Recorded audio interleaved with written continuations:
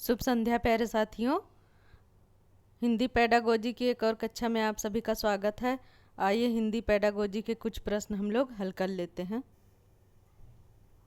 तो देखिए, पहला प्रश्न, व्याकरण शिक्षण की अपेक्षाकृत बेहतर विधि है।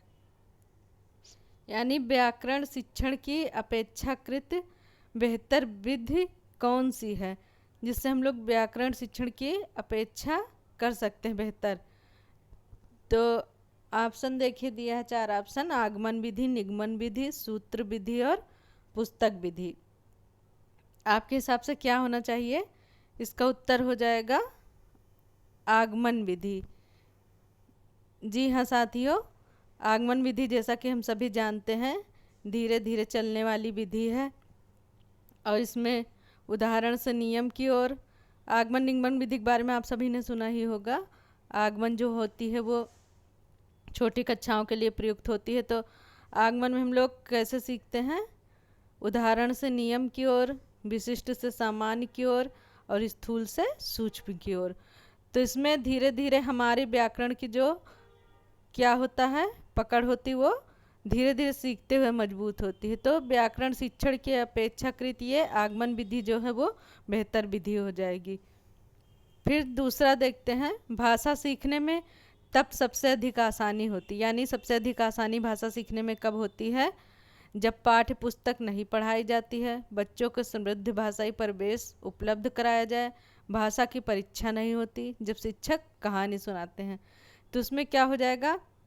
ध्यान दीजिएगा प्रश्न पे, प्रश्न में ही छोटे छोटी बातें छुपी होती है तो हम लोग उसमें गलती करके आते हैं। तो भाषा सीखने में सबसे अधिक आसानी, यानी आसानी से हम लोग कैसे सीख सकते हैं? तो उसमें कुछ लोगों को लग रहा होगा ये बच्चों को समृद्ध भाषाई परिवेश उपलब्ध कराया जाए। बहुत जगह पे इस तरह के ऑप्शन मिलते हैं, लेकिन इसमें ये वाला नहीं होगा। इसमें हो जाएगा जब शिक्षक कहानी सुनाते, क्योंकि आसानी से पूछ रहा, आसानी से भाषा सीखने में। समृद्ध भाषाई परिवेश में तो बच्चे सीखते ही हैं, लेकिन सबसे अधिक आसानी कब होती है? जब शिक्षक कहानी सुनाते हैं, तब वो उसके तथ्यों पर, उनके कथनों पर ध्यान देते हैं, मन लगाकर सुनते हैं और उस भाषा को ग्रहण करते हैं। तो भाषा सीखने में सबसे अधिक आसानी कब होती है? जब शिक्षक कहानी सुनाते हैं। अगला प्रश्न, भाषा शिक्षण की किस विधि में लक्ष्य भाषा सिखाते समय मातृभाषा का प्रयोग नहीं किया जाता है?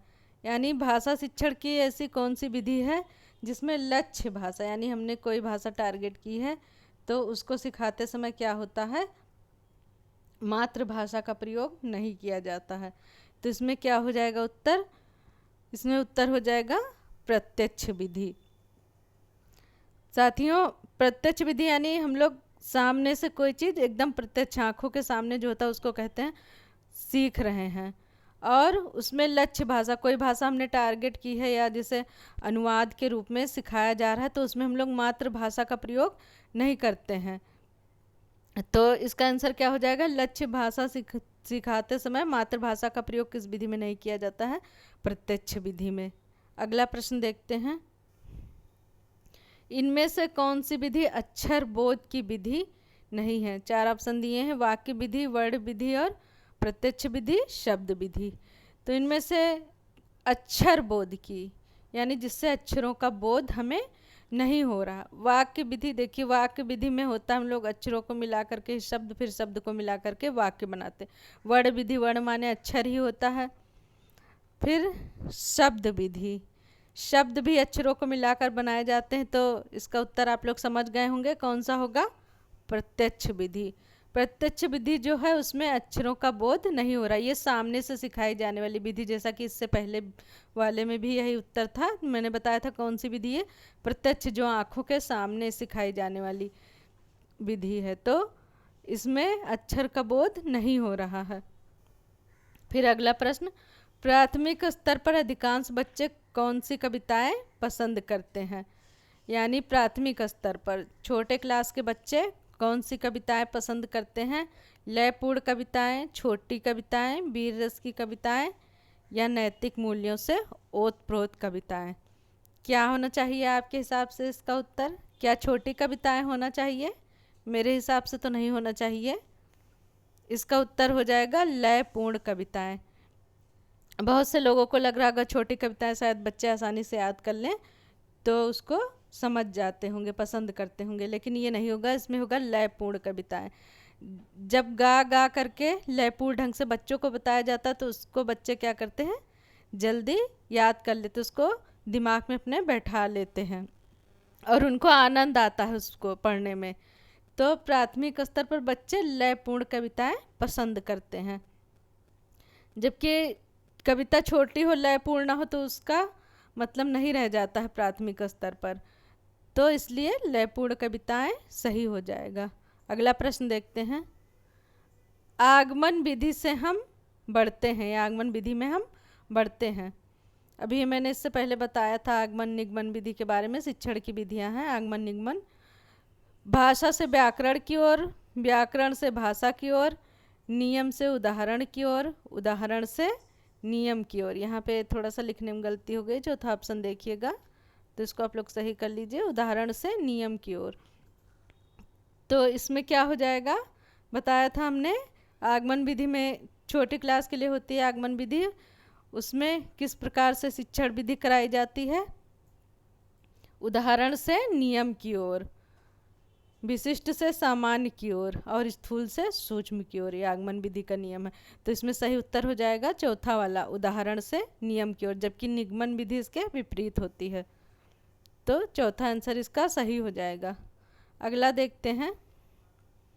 कहानी पढ़ने के बाद कक्षा में कौन सी गतिविधि सबसे कम प्रभावी है। यानी कहानी कक्षा में पढ़ाई गई या बच्चों द्वारा पढ़ी गई तो उसमें कौन सी गतिविधि सबसे कम प्रभावी है, कौन सी सबसे कम प्रभावी हो जाएगी। कहानी को दोहराना, कहानी को आगे बढ़ाना, कहानी का अंत परिवर्तित करना, कहानी को अपने शब्दों में कहना। देखिए कहानी को आगे बढ़ाना, अगर कोई कहानी पढ़ी जा रही है या पढ़ाई जा रही है तो उसको आगे बढ़ाना, तो इससे बच्चों की रुचि बढ़ेगी, उसमें जानना चाहेंगे कि अंत में क्या होगा। और कहानी का अंत परिवर्तित करना, या बच्चों से कह दिया जाए कि इसका अंत परिवर्तित करके अपने शब्दों में लिखो या इसका कोई और अंत सोचो, तो उससे रचनात्मकता का विकास होगा। या कहानी को अपने शब्दों में कहना, बच्चे अगर कहानी को अपने शब्दों में कहेंगे तो उससे भी रचनात्मकता में विकास होगा।